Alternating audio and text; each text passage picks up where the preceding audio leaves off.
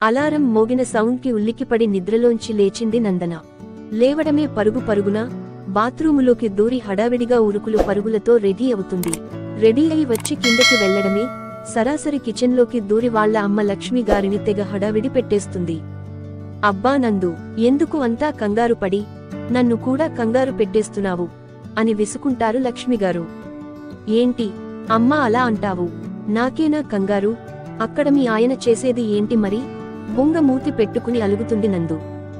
నెత్తిమీద మొట్టికాయ వేసి మా ఆయన ఏంటే, ఎప్పుడు మా నాన్న అంటావు అని అంటారు లక్ష్మిగారు. ఏంటోయ్ నా బంగారు తల్లిని ఏదో అంటున్నావు, నేను లేననా అంటూ వస్తారు నందన నాన్న నివాస్ గారు. అవును, నువ్వు లేవని నేను చిన్నపిల్లని అని చూడకుండా మీ ఆవిడ నన్ను ఎన్నేసి మాటలు అంటుందో చూడండి నివాస్ గారు. లక్ష్మిగారి వెనక నుంచి వెక్కిరిస్తూ ఫిర్యాదు చేస్తుంది నివాస్ గారికి.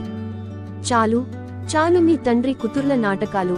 కట్టిపెట్టి అన్ని రెడీ ఉన్నాయో లేదో చూసి అర్జున్ని తీసుకురావడానికి వెళ్ళండి అని నందన వంక కోపంగా చూస్తూ అంటారు నివాస్ గారితో. సరే లక్ష్మి, ఫ్లైట్ వచ్చే టైం అవుతుంది, అర్జున్ని నేను వెళ్లి తీసుకుస్తాను అని ఇద్దరితో చెప్పి ఎయిర్పోర్ట్కి బయలుదేరి వెళతారు. నివాస్ గారు లక్ష్మీ గార్ల అబ్బాయి.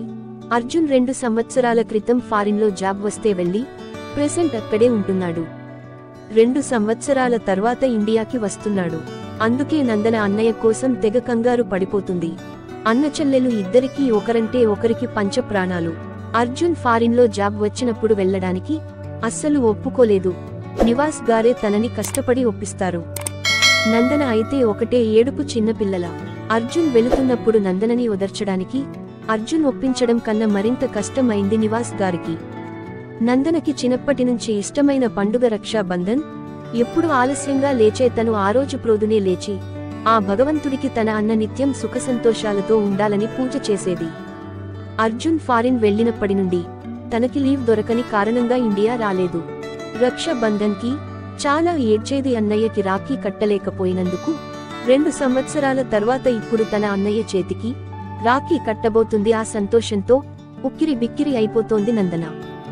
బయట కారు చప్పుడు అవడంతో అర్జున్ వాళ్లు వచ్చారని అర్థమై హారతి ఇవ్వడానికి పరుగున హాల్లోకి వెళ్తారు నందన లక్ష్మి గారు.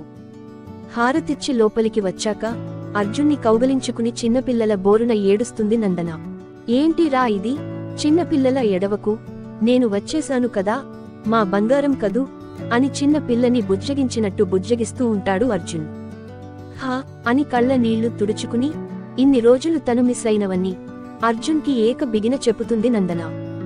2 సంవత్సరాల తర్వాత తన చెల్లితో టైం స్పెండ్ చేయడంతో చాలా సంతోషంగా తను చెప్పేది వింటూ ఉంటాడు అర్జున్. వాళ్ళిద్దరినీ అలా చూసి సంతోషపడతారు నివాస్ లక్ష్మీ గారు. కబుర్లు చాలించి ముందు అసలు పని చూడండి అని అంటూ వస్తారు లక్ష్మీ గారు. అవును అమ్మా, అసలు విషయమే మర్చిపోయాను అని పరుగున వెళ్లి చేతిలో పళ్ళెంతో అక్కడ ప్రత్యక్షమవుతుంది. అందులో రాఖీ, కుంకుమ, లడ్డూ ఉన్నాయి. అర్జున్ నుదుటిన కుంకుమ పెట్టి రాఖీ కట్టి తర్వాత తనకి లడ్డు తినిపిస్తుంది. తనకి లడ్డు తినిపించి అక్షింతలు వేసి ఆశీర్వదించినందుకు నీకేమి గిఫ్ట్ కావాలో నువ్వే అడుగు అంటాడు అర్జున్. నాకేమీ గిఫ్ట్ వద్దు అన్నయ్య, నువ్వు ఇక్కడికి రావడమే నాకు మర్చిపోలేని పెద్ద గిఫ్ట్, నాకు అది చాలు అంటుంది నందన.